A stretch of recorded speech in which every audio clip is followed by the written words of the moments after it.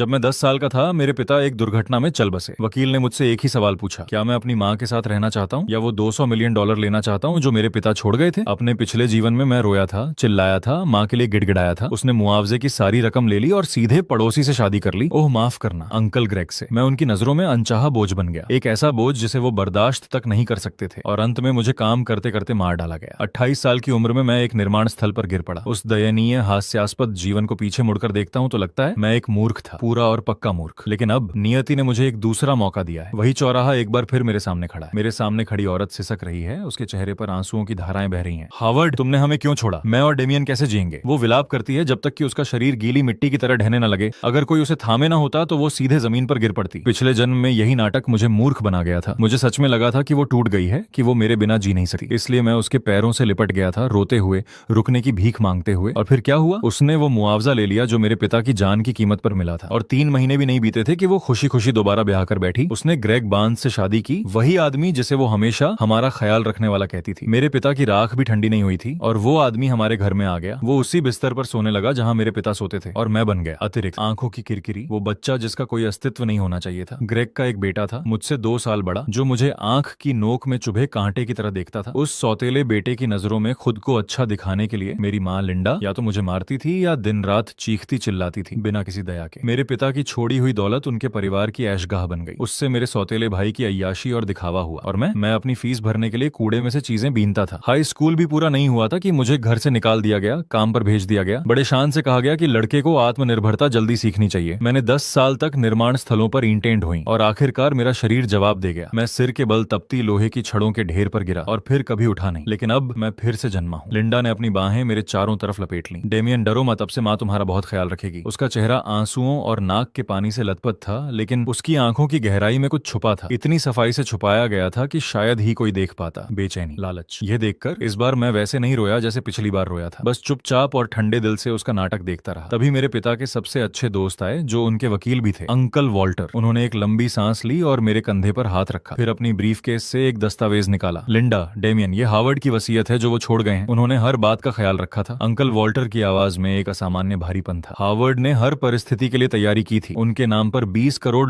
की संपत्ति है जो कानूनी रूप से प्रमाणित है। अब 2 विकल्प हैं। पहला जना, डेमियन तुम्हारे साथ रहे, मुआवजे और बाल सहायता के रूप में पैसा तुम्हारी निगरानी में रहेगा जब तक डेमियन बालिग न हो जाए। यह सुनते ही लिंडा की सांसें तेज हो गईं। उसकी आंखों से एक भयावह चमक फूट पड़ी। उसकी नजरें वसीयत पर जम गईं, जैसे कोई बाज अपने शिकार पर नजर गड़ाए हो। दूसरा, अगर डेमियन तुम्हारे साथ न रहने का फैसला करे तो पैसा मेरी निगरानी में एक ट्रस्ट फंड में जाएगा। डेमियन ही उसका एकमात्र मालिक होगा और तुम्हें, लिंडा, कुछ नहीं मिलेगा। हवा जैसे वहीं जम गई। कमरे में मौजूद हर जोड़ी आंखें मुझ पर आ टिकी, एक 10 साल के बच्चे पर। लिंडा का शरीर एकदम अकड़ गया। उसने वॉल्टर को ऐसे घूरा जैसे कह रही हो, तुम्हारी हिम्मत कैसे हुई ऐसा विकल्प देने की। फिर वो तुरंत वापस अपने दुखी माँ के नाटक में लौट गई। उसने मुझे जोर से अपने सीने से लगा लिया। वॉल्टर, तुम ये कैसे कह सकते हो? मैं अपना बेटा कैसे छोड़ सकती हूँ? डेमियन मेरी पूरी जिंदगी है। वो चिल्लाती रही और चिल्लाते चिल्लाते उसने मेरी बांह को जोर से चुटकी काटी। उसने मेरे कान में जहर घोला, धीमी और क्रूर आवाज में फुसफुसाया, डेमियन, एक भी गलत शब्द बोला तो मैं तुझे मार डालूंगी। तू मेरा बेटा है, तेरा पैसा मेरा पैसा है। पिछले जन्म में इन शब्दों से मैं थर थर कांप उठता था, और उसका माँ तेरे बिना नहीं जी सकती सुनकर मेरा दिल पिघल जाता था। लेकिन अब बस मतली की लहरें उठ रही हैं। मैं महसूस कर सकता हूँ कि चुटकी काटती उसकी उंगलियां कांप रही हैं, दुख से नहीं बल्कि उत्तेजना से, तनाव से। $20 करोड़,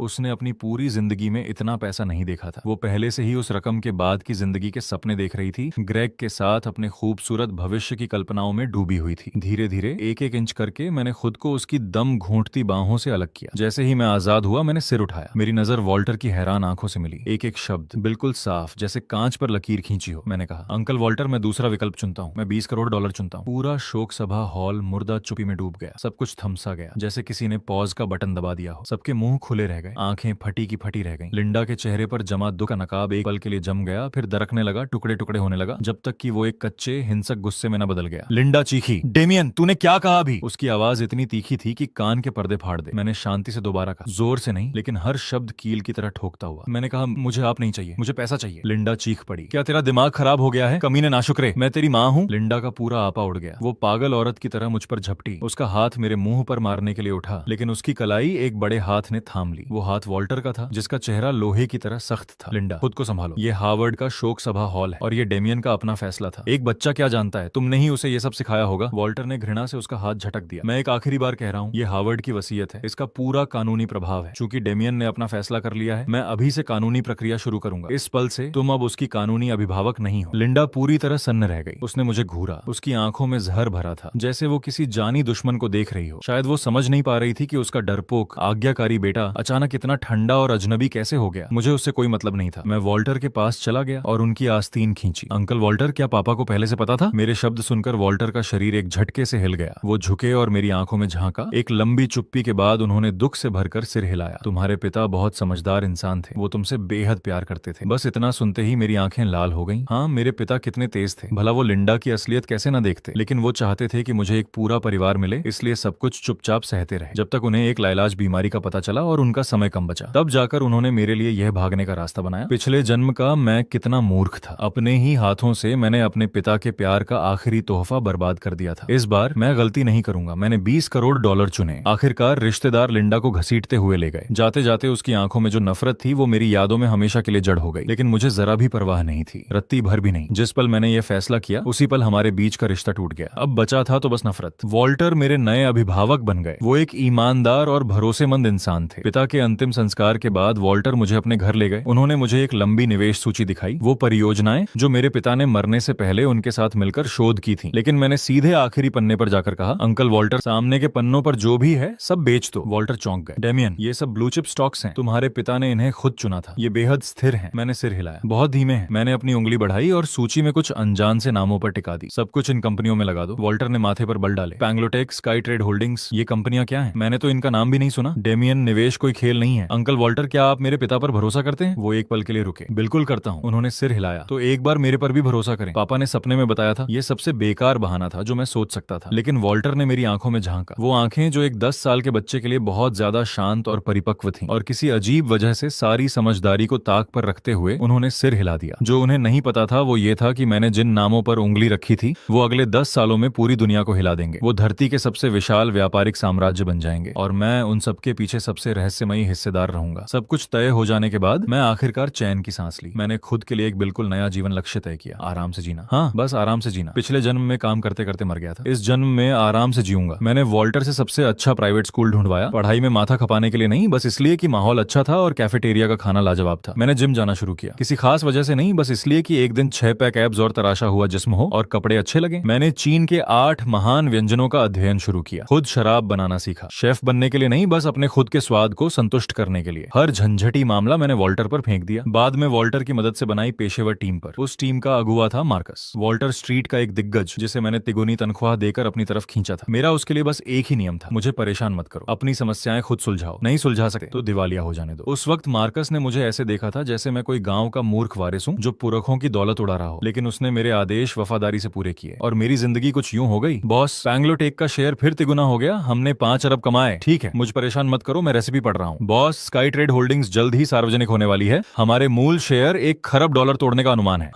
ठीक है, अब आओ और देखो ये चावल की शराब का नया बैच जो मैंने बनाया है। बॉस, वो जमीन जो आपने पिछली बार यूं ही खरीद ली थी, सरकार उसे नया केंद्रीय व्यापार जिला बना रही है। उसकी कीमत 100 गुना बढ़ गई। धीरे धीरे मार्कस मेरे आलसी अंदाज का आदी हो गया। वो मेरे लिए अरब डॉलर के छोटे मोटे सौदों को खुद ही छांट कर अलग करने लगा और मैं आराम की राह पर और आगे बढ़ता चला गया। मेरे नाम पर दौलत हिमपात की तरह बढ़ती रही, लेकिन मैं उन संख्याओं के प्रति बेसुध था। मुझे बस इस बात में दिलचस्पी थी कि अपनी जिंदगी को और आरामदेह कैसे बनाऊं। मैं अरब पतियों के शीर्ष हलकों में एक रहस्यमयी किंवदंती बन गया। कोई नहीं जानता था मैं कौन हूं। बस इतना पता था कि कोई रहस्यमयी मिस्टर वैंस है, देशों से भी अमीर, एक ऐसा भूत जिसे कोई कभी देखता नहीं। यह सिलसिला चलता रहा जब तक कि मेरे 18 साल के होने के वर्ष में एक औरत नहीं आई जिसने मेरी शांत और सुकून भरी जिंदगी को तहस नहस कर दिया। विवियन सिंक्लेयर, मेरी पूर्व मंगेतर। विवियन सिंक्लेयर के साथ मेरी सगाई एक बचपन का इंतजाम था। हमारे दादाओं ने तय किया था। मेरे पिता की मृत्यु के बाद हमारा परिवार बर्बाद हो गया था और किसी ने उस सगाई का जिक्र तक नहीं किया। लेकिन किसी को क्या पता था कि पिता की छोड़ी हुई दौलत 10 सालों में खमीर उठाकर एक विशाल व्यापारिक साम्राज्य बन जाएगी। जानबूझकर कम प्रोफाइल रखने के बावजूद वैंस परिवार की सत्ता में वापसी ने सिंक्लेयर परिवार का ध्यान खींच लिया। तो मेरे 18वें जन्मदिन के दिन बुजुर्ग मिस्टर सिंक्लेयर खुद अपनी प्यारी पोती को लेकर मेरे दरवाजे पर आ गए। बहाना था पुरानी सगाई को सम्मान देने का। पहली बार जब मैंने विवियन सिंक्लेयर को देखा, वो वॉल्टर के बैठक कक्ष में थी। उसने एक सिले सिलाए सफेद सूट ड्रेस पहनी थी। उसके लंबे बाल बिना किसी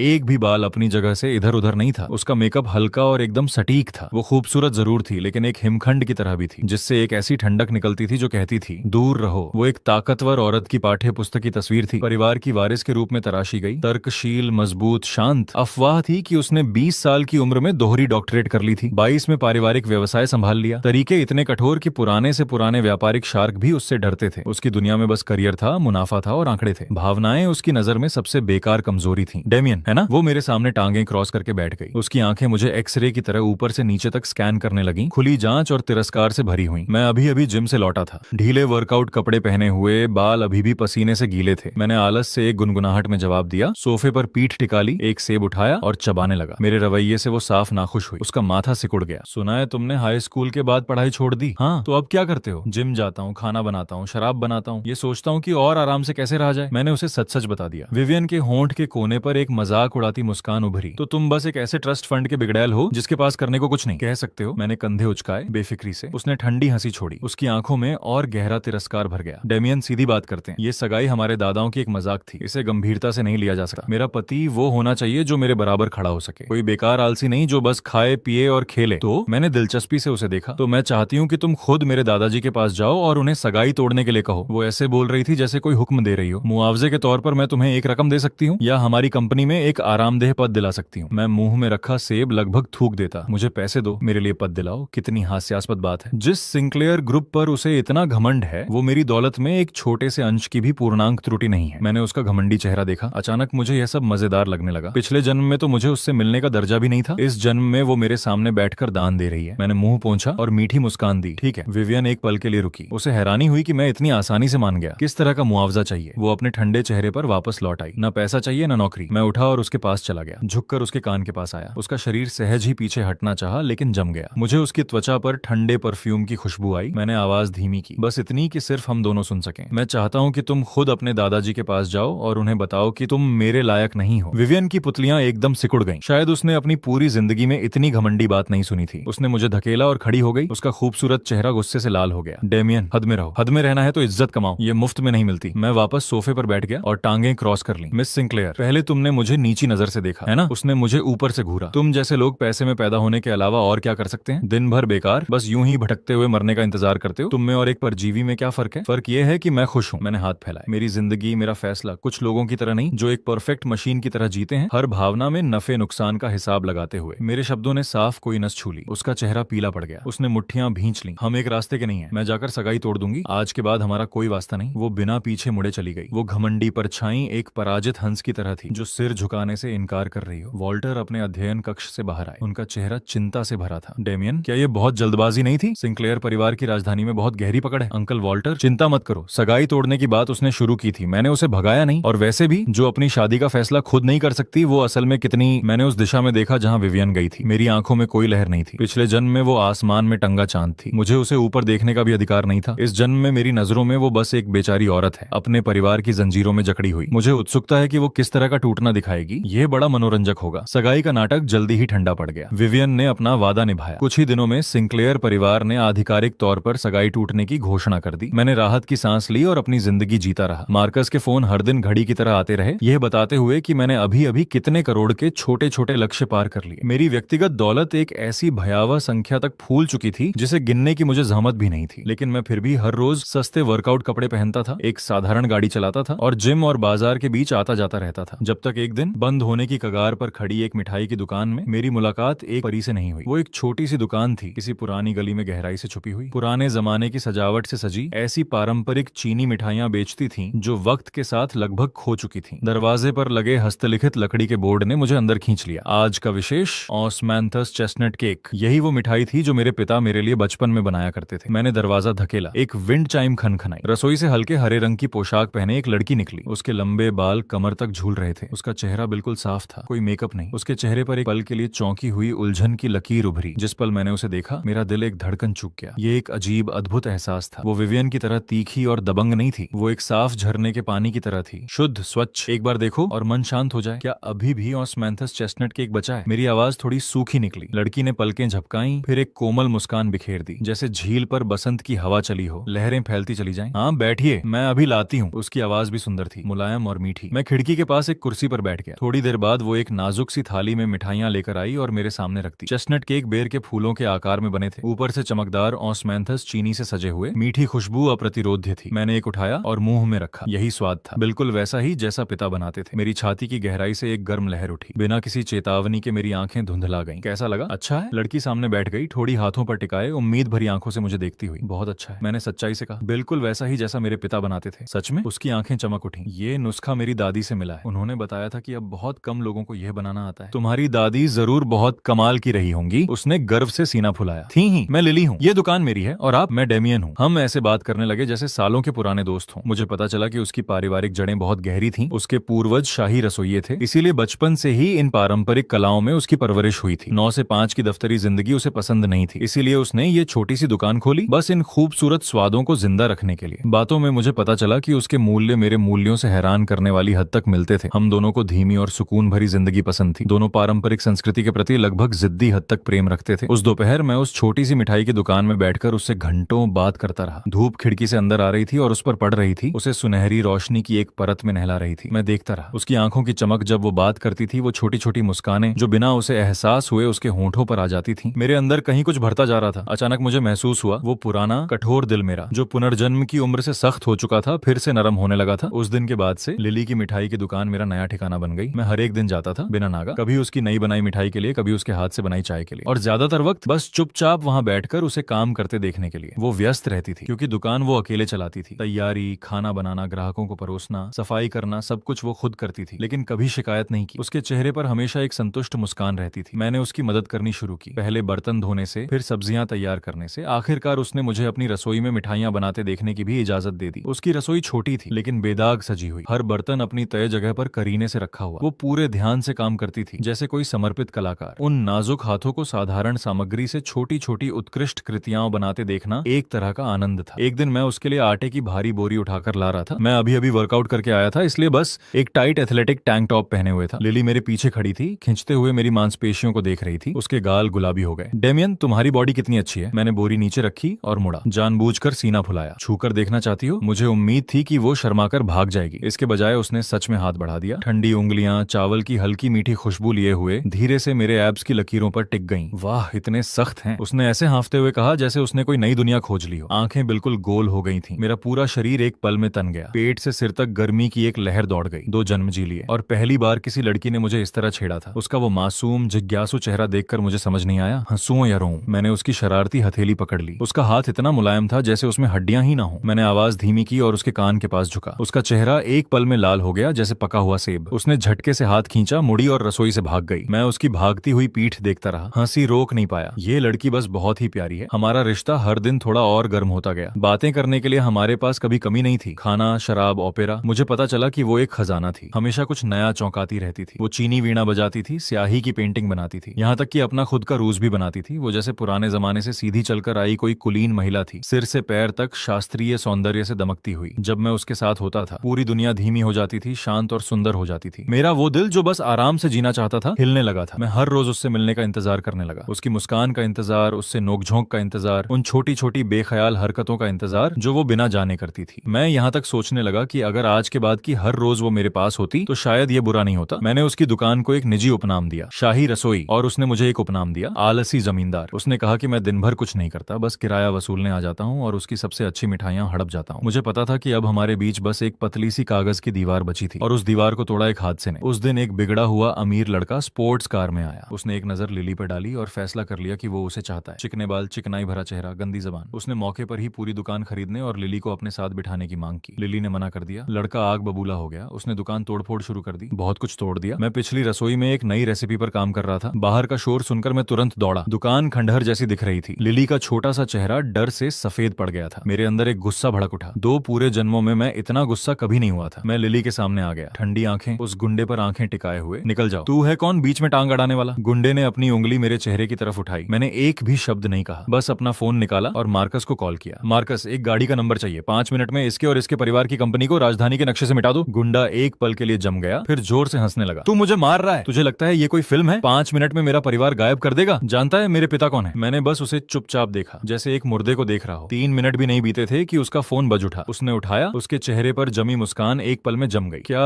पिताजी, क्या कहा आपने? कंपनी के खाते जमे, सारी साझेदारियां रद्द? ये कैसे हो सकता है? किसे नाराज कर दिया हमने? उसकी आवाज दहशत से कांप रही थी। फिर एक धमाके के साथ वो घुटनों के बल गिर पड़ा। फोन उसके हाथ से फिसल गया। उसने ऊपर देखा, उसकी आंखें किसी राक्षस को देखने जैसी थीं। उसके होंठ हिले, लेकिन कोई शब्द नहीं निकला। अब जा सकते हो, मैंने हल्के से कहा। वो हाथों और घुटनों के बल रेंगते हुए बाहर निकल गया। अपनी चमचमाती स्पोर्ट्स कार लेने की भी जहमत नहीं उठाई। दुकान में फिर से खामोशी छा गई। लिली मुझे देख रही थी। उसकी खूबसूरत आंखें हैरानी से भरी थीं और उनमें एक हल्की सी श्रद्धा भी थी।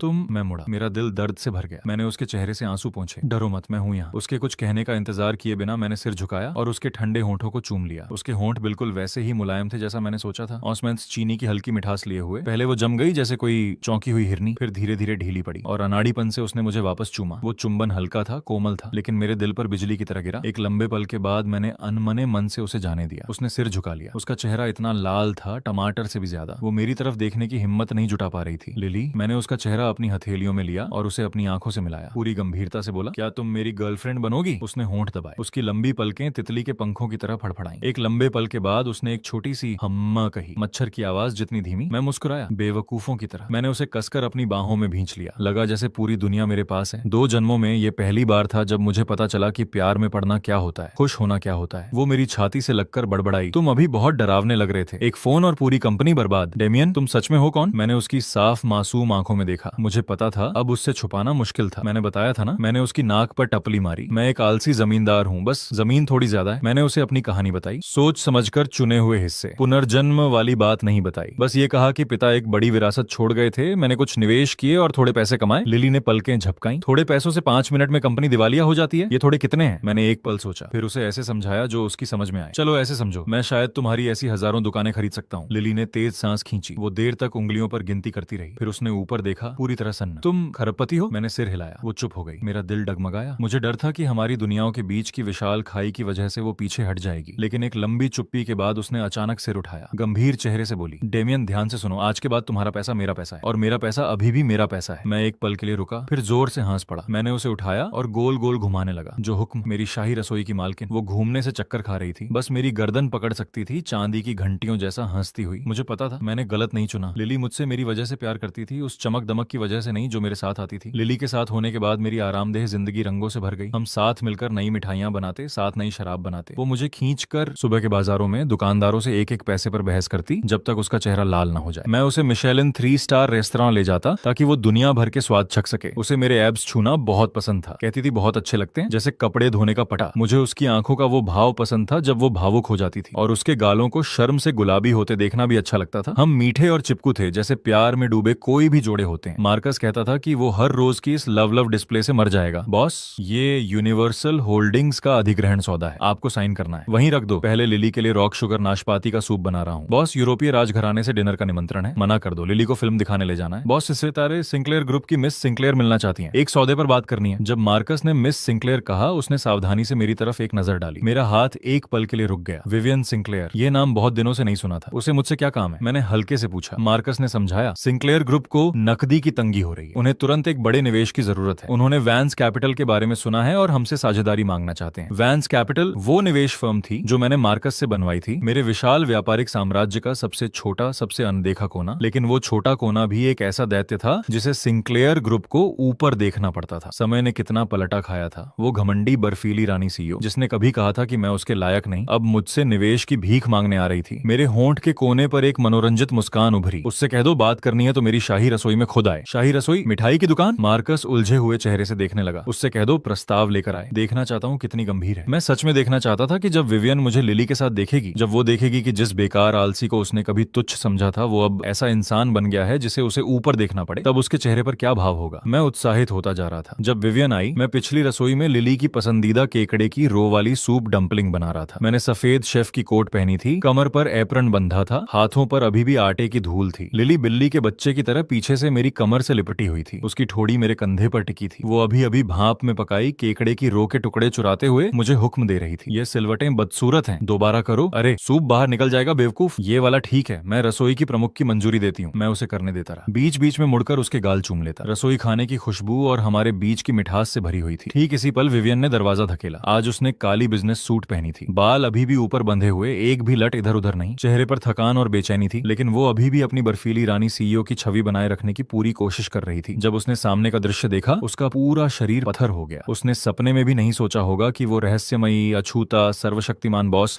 वही बेकार आलसी निकलेगा जिसे उसने कभी तुच्छ समझा था। और ये तो और भी असंभव था कि वो बेकार आलसी अभी एक छोटी सी मिठाई की दुकान की रसोई में एप्रन पहने एक लड़की के लिए अपने हाथों से खाना बना रहा हो, और वो लड़की उससे इस तरह लिपटी हो जैसे कह रही हो, ये मेरा मेरा है। विवियन का चेहरा एक पल में भूत की तरह सफेद पड़ गया। वो हमेशा शांत, हमेशा तर्कशील आंखें हैरानी और उलझन से भर गईं, और एक हल्की सी बेतरतीबी भी जिसे वो खुद नहीं जान पा रही थी। मिस सिंक्लेयर आ गई आप? मैंने नाटकीय अंदाज में अभी अभी उसे देखा हो ऐसे जाहिर किया। हाथ पोंछे, एप्रन खोला और बिना किसी गर्मजोशी या ठंडेपन के उसका स्वागत किया। लिली ने मेरे पीछे से सिर निकाला और विवियन को आंकने लगी। फिर मुझसे धीरे से बोली, डेमियन ये कौन है? बड़ी डरावनी लग रही है। बस कोई है जो मिन्नत करने आई है। मैंने मुस्कुराते हुए उसकी नाक दबाई। लिली हंसी रोक नहीं पाई। उसकी हंसी। विवियन का चेहरा तेजी से सफेद से हरा, हरे से लाल होता गया। उसने मुट्ठियां भींच ली, नाखून हथेलियों में धंस गए। उसने दांत पीसते हुए शब्द निकाले, डेमियन हद में रहो। हद में रहूं? मैंने भौं उठाई। मिस सिंक्लेयर, अगर मुझे सही याद है तो आप ही थीं जिन्होंने कहा था कि हमारा कोई वास्ता नहीं, और अब आप खुद मेरे दरवाजे पर आई हैं। अगर मिन्नत करने नहीं तो किस लिए? मैंने लिली का हाथ थामा और उसे बाहर ले आया। उसके सामने भाप उड़ाती सूप डंपलिंग की एक टोकरी रख दी। खाओ, अभी अभी भाप से निकाली है। फिर धीरे से मुड़कर विवियन को देखा, हाथ के इशारे से बैठने को कहा। मिस सिंक्लेयर बैठिए, जो कहना है कहिए। मेरा लहजा ऐसा था जैसे किसी अनजान और बेअहमियत इंसान को झटक रहा हो। यह वो व्यापारिक बातचीत नहीं थी जिसकी उसने कल्पना की थी। कोई तनाव नहीं, कोई शाब्दिक जंग नहीं, बस एक कुचलती हुई प्रभुता, कच्ची, पूरी और संपूर्ण। विवियन ने गहरी सांस ली और खुद को शांत करने की कोशिश की। उसने कुर्सी खींची और मेरे सामने बैठ गई। फिर थैले से एक मोटी फाइल निकाली और मेरी तरफ धकेली। मिस्टर वैंस, यह सिंक्लेयर ग्रुप की 5 साल की विकास योजना है, साथ में इस दौर के लिए हमारा वित्त पोषण प्रस्ताव। मुझे उम्मीद है। रुकिए, मैंने हाथ उठाकर उसे बीच में काट दिया। मिस सिंक्लेयर, मुझे लगता है आप कुछ उलझ गई हैं। क्या अभी आप मुझसे मिन्नत कर रही हैं? मैं आपसे नहीं। मैं कुर्सी पर पीठ टिकाकर धीरे धीरे बोला, आपकी योजना में मेरी कोई दिलचस्पी नहीं। मैं बस एक सवाल पूछना चाहता हूँ। मैंने पहले लिली की तरफ इशारा किया, फिर खुद की तरफ। क्या हम दोनों एक दूसरे के लिए सही हैं? विवियन का शरीर झटके से हिल गया। उसने मुझे देखा, फिर लिली को जो मेरे बगल में बैठी खुशी से सूप डंपलिंग कुतर रही थी। उसके होंठ हिले लेकिन कोई शब्द नहीं निकला। एक दूसरे के लिए सही, यह सवाल एक खंजर की तरह सीधे उसके घमंडी दिल में उतर गया। उसके सामने बैठा आदमी खूबसूरत था, दौलतमंद था, ताकतवर था, फिर भी एक साधारण लड़की का हाथ थामने और उसके लिए चूल्हे पर खड़े होने को तैयार था। उसकी आंखों में जो कोमलता थी वो एक ऐसी नजाकत थी जो विवियन ने कभी नहीं देखी थी। और वो लड़की साधारण कपड़ों में, उसकी मुस्कान साफ थी, आंखें निर्मल थीं। उससे वो खुशी झलक रही थी जो पूरी तरह प्यार में डूबे होने से आती है। साथ में वो दोनों शांत और खूबसूरत दिनों की एक तस्वीर लग रहे थे। और वो खुद महंगा सूट पहने, मोटा प्रस्ताव थामे, यहाँ एक जोकर की तरह बैठी थी, इस आदमी से दया के एक टुकड़े की भीख मांगने। एक वक्त था जब वो उसके सामने खड़ी थी, दानी लहजे में उसे अपनी दुनिया से निकल जाने को कह रही थी, और अब पासे पलट गए थे। व्यंग्य और पछतावे की एक विशाल लहर ने उसे डुबो दिया। उसका घमंड, उसकी समझदारी इस पल चकनाचूर हो गई। उसने खुद को बोलने पर मजबूर किया। आवाज कर्कश थी, पहचानी नहीं जा रही थी। तुम दोनों एक दूसरे के लिए सही हो? क्या सच में? मैं मुस्कुराया, लेकिन मुझे याद है किसी ने कहा था कि मैं बेकार हूँ, परजीवी की तरह हूँ, उसके लायक नहीं। विवियन के चेहरे से रंग की आखिरी लकीर भी उड़ गई। वो जानती थी कि मैं उसे नीचा दिखा रहा हूँ, उसी के शब्द उस पर वापस फेंक रहा हूँ बिना बदले। डेमियन, मैं मानती हूँ कि उस वक्त मैं अंधी थी। उसने आंखें बंद कर लीं जैसे अपनी सारी ताकत जुटा रही हो। मैं माफी मांगती हूँ, लेकिन व्यापार व्यापार है और निजी बात निजी है। ये साझेदारी सिंक्लेयर ग्रुप के लिए सच में बहुत जरूरी है। मैं आपसे विनती कर रही हूँ। विनती कर रही हैं? मैंने धीरे से कहा। मिस सिंक्लेयर, किस हैसियत से विनती कर रही हैं? मेरी पूर्व मंगेतर के रूप में या एक पराजित प्रतिद्वंद्वी के रूप में? लिली मेरे बगल में बैठी बातचीत समझने की कोशिश कर रही थी, लेकिन वो इतनी समझदार थी कि बीच में नहीं बोली। उसने चुपचाप एक और सूप डंपलिंग मेरी कटोरी में डाल दी और उन साफ आंखों से बिना एक शब्द कहे उसने मुझे अपना साथ दिखाया। वो छोटा सा इशारा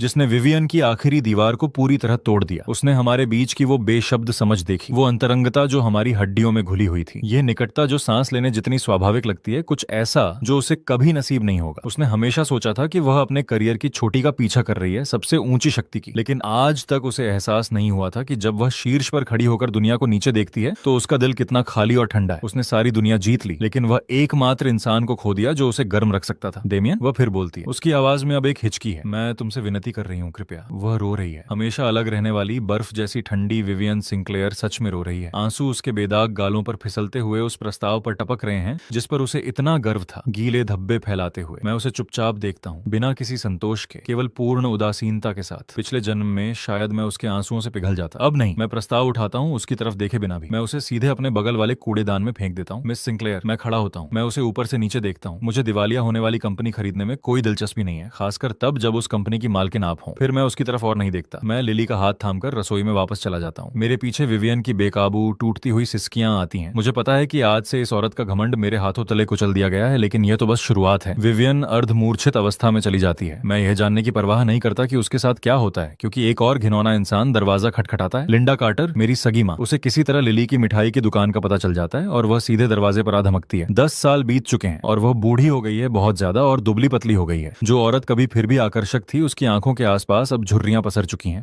उसके बालों में चांदी की लटें बिखरी हुई हैं। वह सस्ते बाजार के कपड़े पहने हुए हैं। उसके चेहरे पर घटिया चालाकी साफ दिख दिखती है। एक नजर में पता चल जाता है कि वह और ग्रेग अच्छे दिन नहीं काट रहे। पिछले जन्म में उन्होंने मेरे पिता का पैसा बेतहाशा उड़ाया था। ग्रेग को जुए की लत लग गई थी। उन्होंने पूरी दौलत जल्दी ही उड़ा दी थी। इस जीवन में मेरे पिता के पैसे के बिना मैं कल्पना कर सकता हूँ कि उनके लिए चीजें और भी मुश्किल रही होंगी। जैसे ही उसने मुझे देखा, वह 10 साल पहले की तरह मुझे गले लगाने के लिए मेरी तरफ लपकी। मैं घृणा से एक तरफ हट जाता हूँ। डेमियन, मेरे प्यारे बेटे, मम्मी ने आखिरकार तुम्हें ढूंढ लिया। वह फिर से अपना रोने और बिलखने का नाटक शुरू कर देती है। जो कहना हो कहो। मैं ठंडे स्वर में बोलता हूँ, अगर कुछ नहीं कहना तो दफा हो जाओ। डेमियन, तुम मुझसे ऐसे कैसे बात कर सकते हो? मम्मी जानती है कि तुम अभी भी मुझे दोष देते हो, लेकिन मम्मी के पास उस वक्त अपने कारण थे। तुम्हारे चाचा ग्रेग और मैं, हमने इन सालों में बहुत तकलीफ उठाई है। उसे व्यापार में धोखा हुआ और कर्ज का पहाड़ चढ़ गया। अभी हमारे पास खाने तक के पैसे मुश्किल से हैं। डेमियन, तुमने अपनी जिंदगी में कुछ बना लिया है। तुम अपनी माँ को यूं नहीं छोड़ सकते। वह आंसू पोंछते हुए अपना दुखड़ा सुनाने लगती है। वह घुटनों पर गिरने ही वाली है। मैं भौहें सिकोड़ता हूँ। लिली दुकान से बाहर आती है। यह दृश्य देखकर उसे समझ नहीं आता कि क्या करे। डेमियन, ये कौन है? कोई नहीं। मैं लिली को अपने पीछे कर लेता हूँ। मैं नहीं चाहता कि वह इस गंदे दृश्य से दूषित हो। लिंडा चीखती है। वह लिली की तरफ उंगली उठाती है। मैं कोई नहीं कैसे हूँ? मैं इसकी माँ हूँ, असली माँ। तुम कौन हो? कोई घर तोड़ने वाली जो मेरे बेटे को बहकाकर हमारे परिवार का पैसा हड़पने आई है ना? ये सुनते ही लिली का चेहरा एकदम पीला पड़ जाता है। मेरा चेहरा पूरी तरह काला पड़ जाता है। एक एक शब्द, मेरी आवाज बर्फ जितनी ठंडी। मैं एक बार और कहूंगा, दफा हो जाओ। नहीं जाऊंगी। डेमियन, तुम्हें आज मुझे पैसे देने होंगे। 10 लाख नहीं, 1 करोड़, वरना मैं यहाँ से नहीं जाऊंगी। मैं तुम पर मुकदमा भी करूंगी, अपनी माँ को छोड़ने का मुकदमा। लिंडा तमाशा करने लगती है। उसे लगता है कि मैं अभी भी वही भोला भाला इंसान हूँ जिसे वह मनमाने तरीके से नचा सकती है। उसे लगता है कि मुझे अपनी इज्जत की परवाह है, लोग क्या सोचेंगे इसकी परवाह है। वह गलत है। मैं उसके बदसूरत चेहरे को देखता हूँ। अचानक मेरे होठों पर मुस्कान आ जाती है। ठीक है, मैं कहता हूँ, मुझ पर मुकदमा करना है, मैं तुम्हें वह मौका दूंगा। मैं अपना फोन निकालता हूँ। मैं मार्कस को फिर से फोन करता हूँ। मार्कस, मुझे राजधानी की सबसे अच्छी कानूनी टीम चाहिए और बड़े मीडिया संस्थानों से संपर्क करो। मैं एक प्रेस कॉन्फ्रेंस करने वाला हूँ। विषय होगा मैं और मेरी सगी माँ, इन सालों का हिसाब चुकाना। लिंडा ठिठक जाती है। उसे उम्मीद नहीं थी कि उसकी धमकियां मुझ पर बेअसर रहेंगी, बल्कि उल्टा मैं इसे बड़ा बनाने वाला हूँ। तुम्हारी हिम्मत नहीं होगी। उसके शब्द दिखावटी रूप से दृढ़ हैं, लेकिन उसके चेहरे पर डर साफ दिखता है। देखते जाओ। मैं फोन रख देता हूँ और व्यंग्य से मुस्कुराता हूँ। लिंडा, तुम शायद भूल गई हो कि मैंने 10 साल पहले क्या चुना था। 10 साल पहले मैंने तुम्हें पैसों के लिए छोड़ दिया था। 10 साल बाद मैं तुम्हें थोड़ी सी शांति के लिए पूरी तरह बर्बाद कर सकता हूँ। तुम्हें तमाशा करना पसंद है ना? ठीक है, मैं तुम्हारे लिए एक बड़ा मंच बनाऊंगा और तुम जी भरकर अपना नाटक कर सकती हो। मेरी आंखें उसे ऐसे देखती हैं जैसे वह एक लाश हो। लिंडा की रूह कांप जाती है। उसे आखिरकार एहसास होता है कि उसके सामने खड़ा बेटा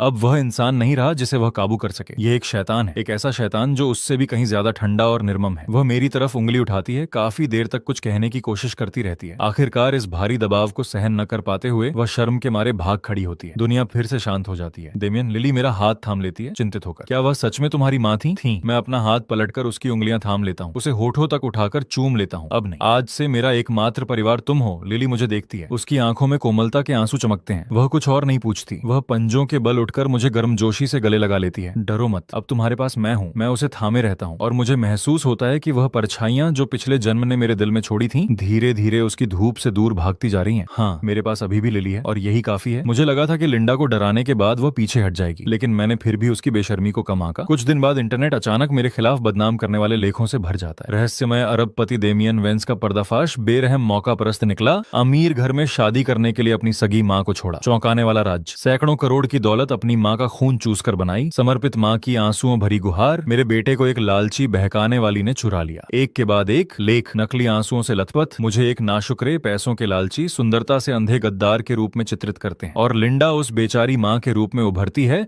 जिसने तकलीफ उठाकर बच्चे को पाला और बदले में उसे छोड़ दिया गया। लिली स्वाभाविक रूप से वह घर तोड़ने वाली बन जाती है जिसने माँ और बेटे के रिश्ते को बर्बाद किया। लिली और मेरी एक छोटी सी सड़क की दुकान पर खाना खाते हुए कुछ चुराई हुई तस्वीरें भी हैं। जनता में तुरंत हंगामा मच जाता है। अनगिनत अनजान नेटिजन इन झूठी कहानियों से भड़क उठते हैं। वे मेरे खिलाफ ऑनलाइन उत्पीड़न की लहर छेड़ देते हैं। मेरा नाम ट्रेंडिंग विषयों में आ जाता है पहली बार, सबसे बुरे तरीके से। कुछ उग्र नेटिजन तो लिली की मिठाई की दुकान की जानकारी तक सार्वजनिक कर देते हैं। वे दरवाजे पर रंग फेंकते हैं, कूड़ा डालते हैं और उसे बेशर्म रखैल कहकर गालियां देते हैं। लिली बहुत डर जाती है। कई दिनों तक वह दुकान खोलने की हिम्मत नहीं जुटा पाती। वह मेरी बाहों में छुपी रहती है, आंसू बहाते हुए, तकलीफ से भरी हुई। मैं उसे थामे रहता हूँ। मेरा दिल बेहिसाब दर्द से भर जाता है। डेमियन, मैंने कुछ नहीं किया। मैं घर तोड़ने वाली नहीं हूँ। मुझे पता है तुमने कुछ नहीं किया। डरो मत, मैं सब संभाल लूंगा। मेरी आंखों में हत्यारा इरादा आज से पहले कभी इतना गहरा नहीं था। लिंडा, ग्रेग, तुमने इस बार सच में हद पार कर दी। मैं खुश था कि तुम खुद ही अपनी गंदगी में सड़ते रहो, लेकिन तुम्हें मुझे छेड़ना ही था। तो फिर मुझे निर्दयी होने का दोष मत देना। मैं मार्कस से जांच करवाता हूँ, नतीजे जल्दी आ जाते हैं। इस सब के पीछे सच में लिंडा और ग्रेग हैं। उन्होंने एक तीसरे दर्जे की मार्केटिंग फर्म किराए पर ली, नकद पैसों से ट्रोल खरीदे और ये पूरा तमाशा खड़ा किया। जो बात मुझे और ज्यादा चौंकाती है वह ये है कि इस सब के पीछे विवियन की भी एक परछाई है। उसने सीधे तौर पर हिस्सा नहीं लिया, लेकिन उसके नाम वाली जनसंपर्क फर्म ने इस तूफान को आगे बढ़ाने में बड़ी भूमिका निभाई। वाह, बहुत खूब। एक है मेरी बेशर्म सगी माँ, दूसरी है मेरी कड़वाहट से भरी पूर्व मंगेतर। चूंकि तुम दोनों को हाथ मिलाना इतना पसंद है, मैं तुम दोनों को एक साथ नीचे भेजूंगा। मैं अपना नाम साफ करने की जल्दी नहीं करता, मैं ट्रेंडिंग विषयों को हटाने की कोशिश नहीं करता, मैं जनमत को उबलते रहने देता हूँ। मैं चाहता हूँ कि वे जितना ऊंचा चढ़ सकें चढ़ें, ताकि गिरावट और ज्यादा तकलीफ दे हो। 3 दिन बाद जैसे ही मेरे खिलाफ ऑनलाइन हमले अपने चरम पर पहुंचते हैं, मैं वो प्रेस कॉन्फ्रेंस करता हूं जो मैंने लिंडा के लिए तैयार की थी। जगह है राजधानी के सबसे शानदार 7 सितारा होटल का सबसे बड़ा बॉलरूम। मैं पूरे देश के सैकड़ों मुख्यधारा के मीडिया संस्थानों को आमंत्रित करता हूं। ऐसा पैमाना जो पहले कभी नहीं देखा गया। मैं लिंडा को वहां लाया जाता हूं। वह शायद सोचती है कि मैं झुकने वाला हूं, उसे पैसे देकर यह सब खत्म करने वाला हूं। उसके चेहरे पर एक घमंडी मुस्कान है। विवियन भी आती है। वह एक अगोचर कोने में बैठ जाती है, ये देखना चाहती है कि मैं इसका अंत कैसे करूंगा। मैं एक दर्जी द्वारा हाथ से बना सूट पहने हुए हूँ, लिली का हाथ थामे हुए हम अंदर आते हैं। लिली थोड़ी घबराई हुई लगती है, उसकी हथेलियां पसीने से भीगी हुई हैं। मैं उसे एक तसल्ली भरी मुस्कान देता हूँ। कैमरों की चमक बेतहाशा होने लगती है। मैं अपना गला साफ करता हूँ। अनगिनत माइक्रोफोन और कैमरों के सामने मैं अपना पहला वाक्य बोलता हूँ। नमस्ते, मैं डेमियन वेंस हूँ। मैंने आप सभी को आज यहाँ इसलिए बुलाया है क्योंकि मैं आपको एक चुनाव की कहानी सुनाना चाहता हूँ। मैं उन्हें वह कहानी सुनाता हूँ जब मैं 10 साल का था, बिल्कुल वैसे जैसा हुआ था। मेरे पिता की वसीयत से लेकर लिंडा की धमकियों तक और उस चुनाव तक जो मैंने आखिरकार किया। मैं इसे शांति से सुनाता हूँ, बिना भावना की एक भी लहर के, जैसे मैं कोई ऐसी बात बयान कर रहा हूँ जिसका मुझसे कोई लेना देना नहीं है। लेकिन पूरा कमरा मुर्दा चुप्पी में डूब जाता है। हर पत्रकार स्तब्ध है। उनमें से किसी को भी उम्मीद नहीं थी कि सच इतना विस्फोटक पलटवार होगा।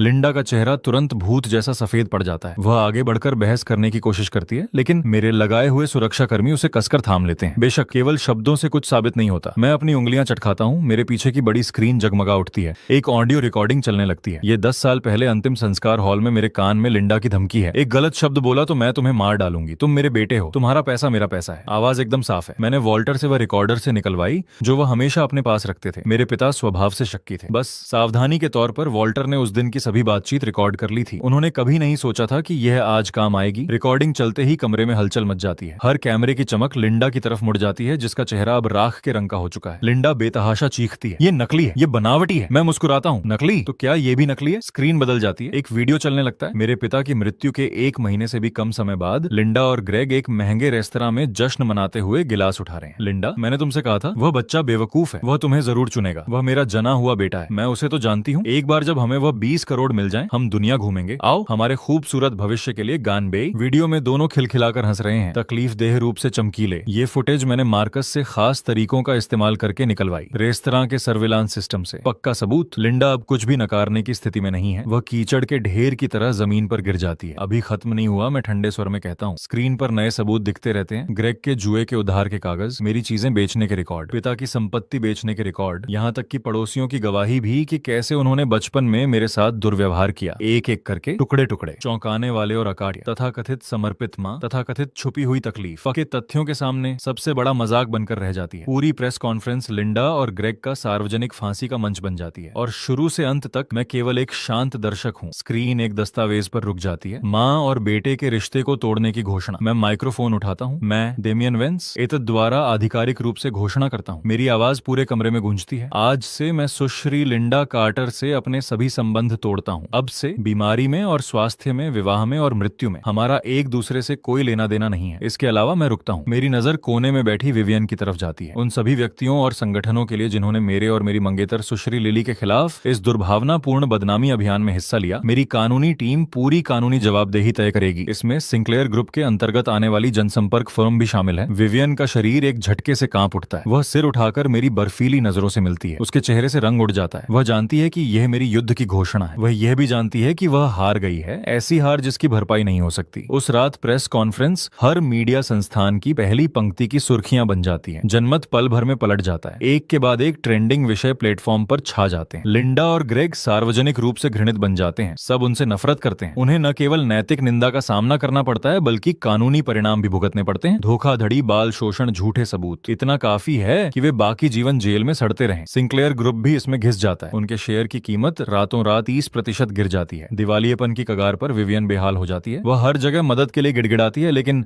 हर दरवाजे से ठुकरा दी जाती है। आखिरकार इस वक्त कोई भी मुझे नाराज करने की हिम्मत नहीं करता। वह आखिरकार सबके द्वारा छोड़े जाने की कड़वाहट चखती है, चारों तरफ से घिरी हुई। कुछ दिन बाद एक अप्रत्याशित इंसान मुझे फोन करता है। यह विवियन है। उसकी आवाज अब ठंडी नहीं है, वह थकान और खुरदरेपन से भरी है। डेमियन, मैं हार गई। ये पहली बात है जो वह कहती है। मैं तुम्हें दया की भीख मांगने के लिए फोन नहीं कर रही। मैं बस एक बात पूछना चाहती हूँ, एक सवाल, अगर उस वक्त मैंने सगाई नहीं तोड़ी होती तो क्या तुम तोड़ते? नहीं, मैं बिना झिझक के उसे काट देता हूँ। विवियन, तुमने कभी एक बार भी मेरी दुनिया में कदम नहीं रखा और तुम कभी रख भी नहीं सकती थी, क्योंकि तुमने मुझे कभी समझा ही नहीं। तुमने केवल वही देखा जो तुमने मान लिया था। तुम्हें केवल वह ताकतवर इंसान पसंद था जो तुमने अपने मन में गढ़ा था, और शुरू से मैं बस एक साधारण इंसान बनना चाहता था जो उसके लिए खाना पकाए, जिससे वह प्यार करता है। दूसरी तरफ से लंबी चुप्पी, आखिरकार बस एक हल्की सी सांस, दिल टूटने की आवाज। मैं समझ गई, मैं फोन रख देता हूँ। मुझे पता है कि ये औरत इस जीवन में मुझे फिर कभी परेशान नहीं करेगी। शायद वह अपने तरीके से अपना व्यापारिक साम्राज्य फिर से खड़ा कर ले, लेकिन उसकी दुनिया में हमेशा एक टुकड़ा गायब रहेगा जिसका नाम खुशी है, और मैं अपनी खुशी कब का ढूंढ चुका हूँ। मैं फोन बंद करता हूँ और रसोई में वापस चला जाता हूँ। लिली वह प्यारा टेडी बियर एप्रन पहने हुए है जो मैंने उसे खरीदा था, एक गाना गुनगुनाते हुए अनाड़ीपन से मोमोज बनाने की कोशिश कर रही है। आटा उसके पूरे चेहरे पर लगा हुआ है। मुझे आते देखकर उसके चेहरे पर एक बड़ी सी मुस्कान खिल जाती है। आलसी मकान मालिकाओं, मदद करो, तुम्हारी शाही रसोई की मुखिया आज 3 लजीज मोमोज चाहती है। खिड़की से धूप अंदर आती है, उसके प्यारे चेहरे को रोशन करती हुई, इतनी गर्म और खूबसूरत। मैं पीछे से आकर उसे बाहों में भर लेता हूँ। मैं उसकी आटे से सनी नाक को चूम लेता हूँ। जी हाँ मेरी रानी, दौलत ताकत बदला, इस पल में इनमें से कुछ भी मायने नहीं रखता। मैं बस अपने सामने खड़ी इस लड़की को थामना चाहता हूँ। बाकी जिंदगी उसके लिए खाना पकाना चाहता हूँ। बाकी जिंदगी उसकी मुस्कान देखना चाहता हूँ। एक जीवन फिर से जन्मा। मैंने 20 करोड़ से खुद को अतीत से आजाद किया, और मैंने कभी नहीं सोचा था कि आखिर में मैं जो जीतूंगा वो पूरी दुनिया होगी, एक ऐसी दुनिया जिसमें लिली है।